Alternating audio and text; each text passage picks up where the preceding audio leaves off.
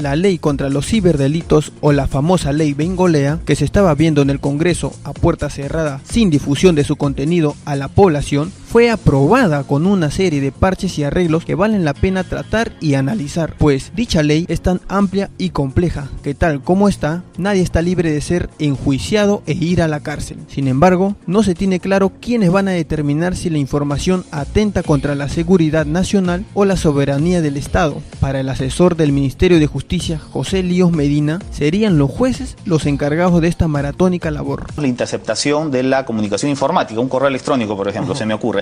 Ese tipo de comunicación, cuando se interceptaba ilícitamente, no configuraba un delito. No había delito que expresamente castigue eso. Ahora lo tiene. Que no se está castigando y la autógrafa no está castigando la difusión de comunicaciones interceptadas, sino quien intercepte. Hay un margen de discrecionalidad siempre que tiene el juez para interpretar. La ley penal está llena de conceptos que el juez tiene que interpretar de un modo u otro. Es labor ya del jurista, del abogado, del juez, del magistrado, del fiscal.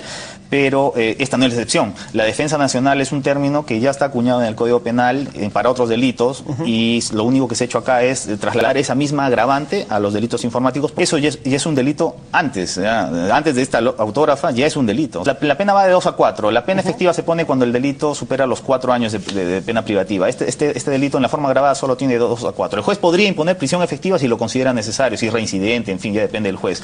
Pero no se está diciendo nada nuevo, solamente se agrava cuando se usa internet, porque es más difícil rastrear al autor y además garantiza el anonimato del autor. Eso justifica una pena, porque es mucho más difícil probar delitos cometidos a través de internet de alguien que se esconde bajo la... Un polémico punto de la ley es que una persona podría ir presa al emitir su opinión personal en alguna red social si su comentario es considerado discriminatorio. Este dictamen fue aprobado por el Pleno del Congreso por el artículo 323 del Código Penal sobre la discriminación a través de las tecnologías de la información y comunicación. También se condenaría a prisión a aquellas personas que eliminen archivos o datos informáticos de otra persona sin su consentimiento, pues la alta dirección del Ministerio de Justicia considera castigar a las personas que dañen el trabajo de otra. Para Eric Iriarte, abogado especializado en nuevas tecnologías, es latente el peligro a la libertad de prensa, pues si un medio sacara una nota sin saber si atenta contra la seguridad nacional o no, pues no existe un listado de la información reservada, lo cual terminaría generando una autocensura que afecta a la libertad de expresión. Es una ley que originariamente es cibercrimen, ahora le llaman de delitos informáticos y termina incluyendo un tema de interceptación telefónica. Un delito informático es el que va contra el bien jurídico información y además confunde la terminología porque también incluyen delitos por medios informáticos y esto que es una interceptación telefónica, cuando ya uno de los párrafos que indican habla sobre interceptación de información informática, valga la redundancia. Entonces no queda muy claro. Sí queda además claro que la intencionalidad de agregar estos 2 párrafos por el tema de secreto nacional, información resguardada, defensa nacional, pero lo que no queda claro es dónde averiguo esto. Cuando se observó la ley Mordaza o ley Bedoya, el Estado peruano estableció que cualquier artículo en modificación a este tema debería incluir una excepción de libertad de expresión, una excepción de interés público. Si bien el proyecto en muchos de sus artículos se alinea, tiene palabras divergentes o textos faltantes. En realidad todos los artículos están planteados en una visión desde el control. Hay un par de artículos como el de fraude informático y el de grooming que lo que están añadiendo es un articulado por tecnología, cuando en realidad el problema del grooming, el acoso a menores, es el problema, la conducta es el problema. Entonces, ¿qué hemos generado? Hemos generado que hay un artículo de acoso a niños por medios informáticos, pero si no es por medio informático no es delito. Entonces, este tipo de cosas, que además no están en el acuerdo internacional, significa que no se sabe qué se está regulando. El instrumento tecnológico no es más que un instrumento. Crearle una legislación exprofesa, entonces vamos a comenzar a crear homicidio informático, violación de la intimidad por medio informático, difamación por medio informático, donde en realidad eso ya existe. Es curioso que el congresista Omar Chejade también haya presentado un proyecto de ley contra la pornografía, pero que al final crea un comité que va a regular y monitorear todo el contenido que pase por correos electrónicos, página web y chats, tal como lo explicita la misma bancada, y él mismo es quien solicita que se incluya este proyecto del Ejecutivo y que termina siendo el dictamen.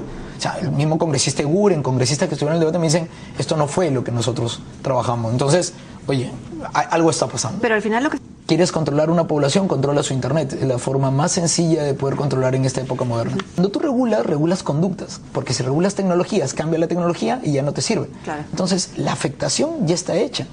también está trasladando la responsabilidad, tu responsabilidad de haber cerrado tu computadora, haberle poner el password. Entonces estamos generando una serie de ambigüedades sin tener claro capacitación en jueces y fiscales, desarrollo de normativa complementaria, y lo peor de todo es que ¿por qué tanto interés cuando hay tanto cuestionamiento? Esta ley podría encarcelar de 2 a 8 años de prisión a cualquier persona. Para Miguel Morachimo, integrante de la ONG Hiperderecho, esta norma es algo que ya existe, pero se quiere manejar a conveniencia de ciertos intereses políticos. Lo primero que tenemos que saber es que Perú ya tiene normas sobre delitos informáticos, ¿no? Lo que pasa es que las normas sobre delitos, a diferencia de las normas comunes y corrientes, tienen una particularidad. Como son normas que definen la posibilidad de que alguien vaya o no a la cárcel o que tenga que pagar alguna pena, se les exige que sean muy exactas. Eso se llama el principio de tipicidad, lo cual dice que nadie se puede inventar una norma. Un juez no se puede aplicar por analogía una norma, no puede sacar una norma debajo de la manga para meterte preso.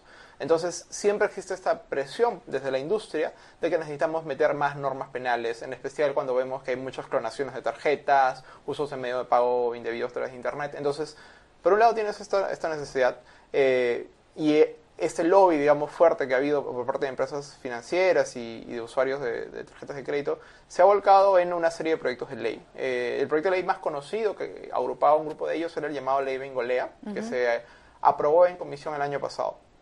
Ese proyecto fue muy debatido en redes sociales y por parte de usuarios de Internet, porque en su sano interés de, digamos, proteger a los usuarios de medios de pago, por proteger a los titulares de computadoras o de sistemas informáticos, terminaba criminalizando una serie de usos comunes y corrientes, como, no sé, pasarle un antivirus a tu computadora, o de repente le daba la posibilidad a la empresa de telefonía, lo obligaba a revelar todos los datos de sus usuarios sin intervención judicial. En síntesis, el Poder Ejecutivo debería observar la autógrafa de Ley de Delitos Informáticos y así permitir un diálogo abierto y enfocado en la adopción y suscripción del desarrollo nacional y basado en un irrestricto respeto de los derechos humanos y los principios constitucionales como la libertad de expresión e información.